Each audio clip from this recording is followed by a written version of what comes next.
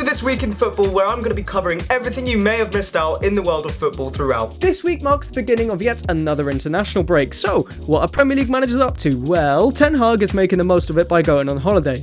I do not think now is the best time to be doing that, Eric. I don't fucking believe it. 2 trophies in 2 years and I'm still getting sacked. Speaking of Ten Hag and Manchester United, over at Old Trafford, Domino's Pizza parked up a van with a "We're hiring" advertisement, revealing the terms and conditions of the hiring process. I just know the whole United board are sitting on the balcony observing him in his villa in Mykonos. Speaking of Mykonos, and Greece spanked England in a 2-1 match that I got to be the flag waver at. I had to be the first one to walk onto the pitch at Wembley in front of 100,000 people. I'm pretty sure I cursed them. Sorry, lads. Brother, wait, why are there 2 versions of me? What's going on? England played absolutely awful though. Lee Carsley said they were trying a new system they only worked on for 20 minutes in training. Are you fucking serious? Like, I know it's just the Nations League, but to say that is outrageous. You can't be England manager and say something as blatant as that. I know where he's been getting his excuses from. We mustn't forget that it's been raining, so... After the match, I posted a video on TikTok of me walking past the Greece fans, to which one person replied, "Bring back Southgate." Yeah, nah, I think that's taking it too far, fella. Fuck me, this is depressing. Greece fully deserved it though, and it is a massive win for them, to be honest, being their first ever international win against England. Also, a very sentimental moment as George Baldock recently passed away, so it was a very nice tribute to the Sheffield United player.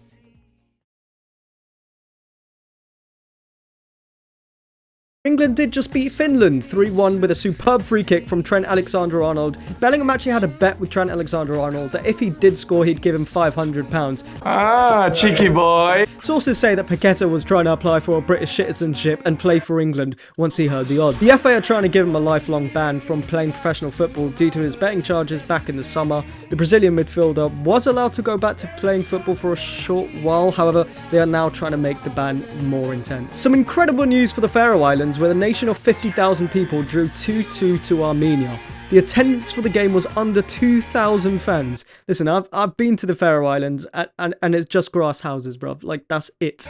It's mad how they pulled that one off. Massive win to the Faroese. Something that isn't a massive win is the France players and their fashion choices, as Ibrahima Konate turned up to international duty for Les Bleus looking like a green bean. Sticking to France, and a Marseille fan got married this week. Now, he chose to ditch the suit and tie for his beloved Marseille club kit.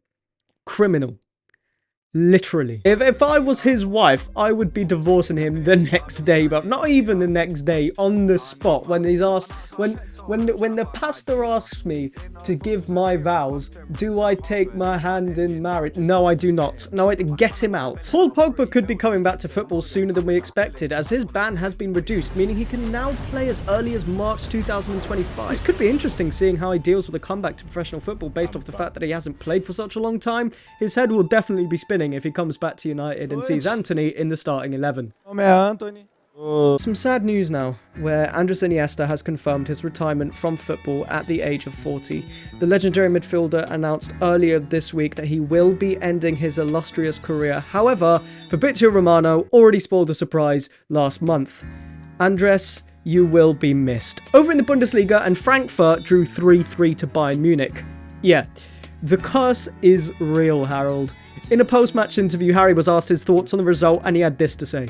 You know, sometimes it just happens like that, so you got to play like that sometimes. You know, it's about the rest of the players, and I think that's what really matters at the end of the day. For Bayern, they've loosened, and they nearly did loosen, but thanks to Victor Boniface, they levelled the game to make it 2-2 at full time. He had some wise words on his Instagram after the game saying, "If chickens have 2 legs, why do we drink water?" What? Over in Serie A now, and the Italian league is up to their usual antics, as of course it is Black History Month. Meanwhile, Cole Palmer was trying to hook a cod to go with his chippy chips. This goes on for a further 9 minutes, lads. That though is where I'm going to end this week in football. If you did enjoy it, make sure to like the video, subscribe to the channel if you are new. Honestly, bro, thank you so much for watching. I really, really appreciate it. Have a great rest of your week. Take care, and I'll see you next week Sunday. Cheers. Been jamming like this since 06 with kicks that barely lasted a day, and I felt the rhythm. I made my decision, no question, his path is my fate, and I've been jeans and big dreams and creams that keep the smile at bay.